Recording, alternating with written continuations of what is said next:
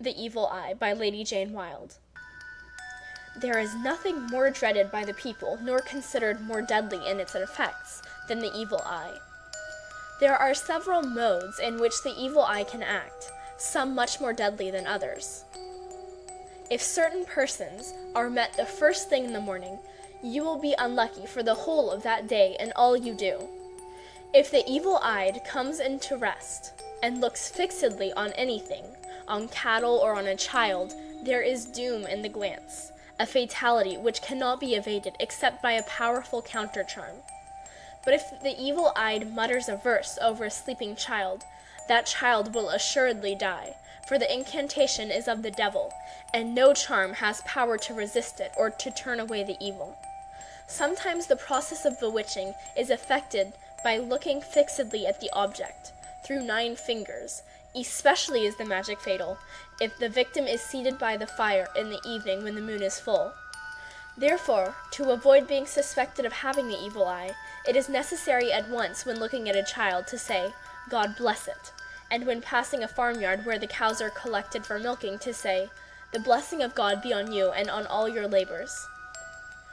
If this form is omitted, the worst results may be apprehended, and the people would be filled with terror and alarm unless a counter-charm were not instantly employed. The singular malefic influence of a glance has been felt by most persons in life, an influence that seems to paralyze intellect and speech simply by the mere presence in a room of someone who is mystically antipathetic to our nature. For the soul is like a fine-toned harp that vibrates to the slightest external force or movement, and the presence and glance of some persons can radiate around us divine joy, while others may kill the soul with a sneer or a frown. We call these subtle influences mysteries, but the early races believed them to be produced by spirits, good or evil, as they acted on the nerves or the intellect. Some years ago, an old woman was living in Kerry, and it was thought so unlucky to meet her in the morning that all the girls used to go out after sunset to bring water for the following day, so that they might avoid her evil glance, for whatever she looked on came to loss and grief. There was a man also equally dreaded on account of the strange fatal power of his glance, and so many accidents and misfortunes were traced to his presence, that finally the neighbors insisted that he should wear a black patch over the evil eye, not to be removed unless by request, for a learned gentleman, curious in such things, sometimes came to ask for a proof of his power, and he would try it for a wager while drinking with his friends.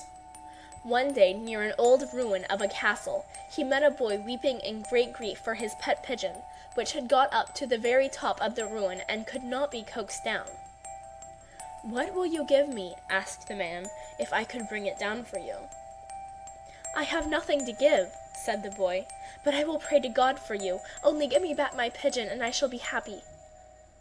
Then the man took off the black patch, and looked up steadfastly at the bird, when all of a sudden it fell to the ground, and lay motionless as if stunned, but there was no harm done to it, and the boy took it up and went his way rejoicing.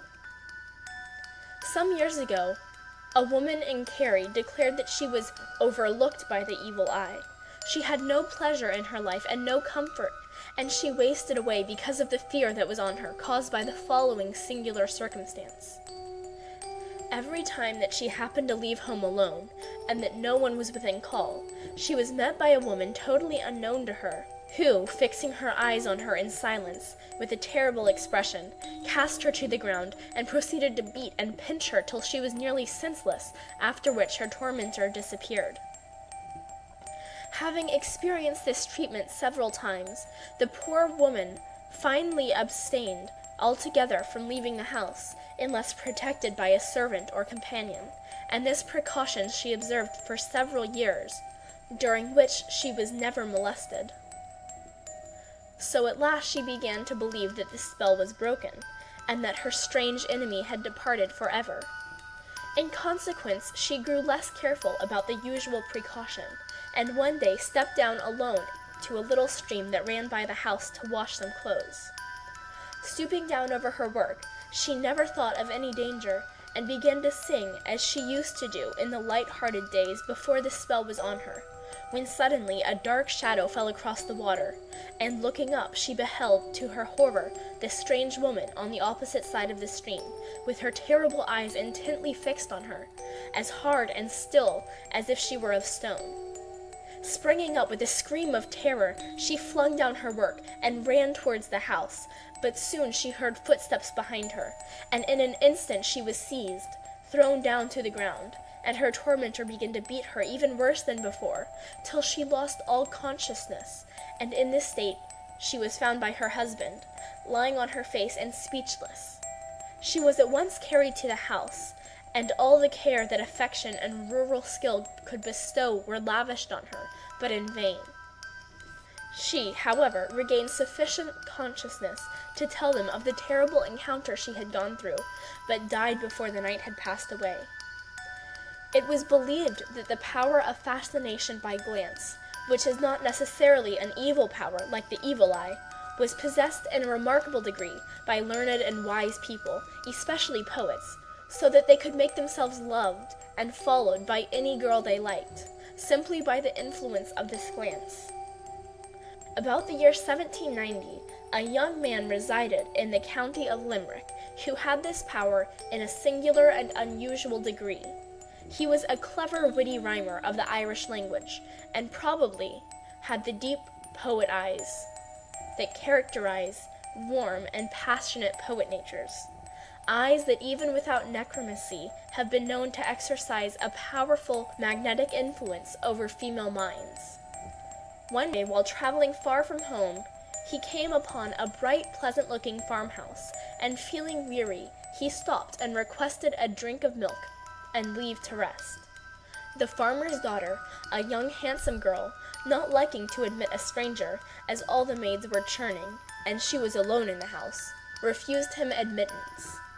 The young poet fixed his eyes earnestly on her face for some time in silence, then slowly turning round, left the house, and walked towards a small grove of trees just opposite. There he stood for a few minutes, resting against the tree, and facing the house as if to take one last vengeful or admiring glance, then went his way without once turning round. The young girl had been watching him from the windows, and at the moment he stopped, she passed out of the door like one in a dream, and followed him slowly, step by step, down the avenue. The maids grew alarmed and called to her father, who ran out and shouted loudly for her to stop, but she never turned or seemed to heed. The young man, however, looked round, and seeing the whole family in pursuit, quickened his pace, first glancing fixedly at the girl for a moment. Immediately she sprang towards him, and they were both almost out of sight, when one of the maids espied a piece of paper tied to the branch of a tree where the poet had rested. From curiosity she took it down, and the moment the knot was untied, the farmer's daughter suddenly stopped and became quite still, and when her father came up, she allowed him to lead her back to the house without resistance. When questioned, she said that she felt herself drawn by an invisible force to follow the young stranger wherever he might lead, and that she would have followed him through the world, for her life seemed to be bound up in his. She had no will to resist, and was conscious of nothing else but his presence.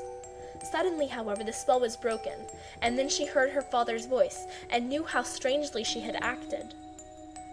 At the same time, the power of the young man over her vanished, and the impulse to follow him was no longer in her heart. The paper, on being opened, was found to contain 5 mysterious words, written in blood, and in this order: Sator, Arepo, Tenet, Opera, Rotas. These letters are arranged so that read in any way, right to left to right, up or down, the same words are produced, and when written in blood, with a pen made of an eagle's feather, they form a charm, which no woman, it is said, can resist.